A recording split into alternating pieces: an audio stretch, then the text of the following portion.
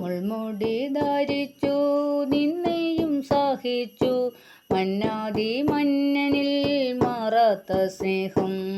മുൾമുടി ധരിച്ചു നിന്നെയും സഹിച്ചു മന്നാതി മന്നനിൽ മാറാത്ത സ്നേഹം.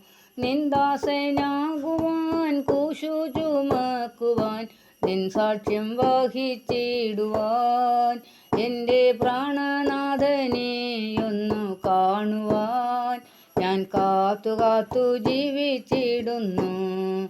പാവലോകത്തിൽ ശാപദോഷങ്ങൾ പാടെ നീക്കാനായി വന്നിങ്ങു രക്ഷകൻ.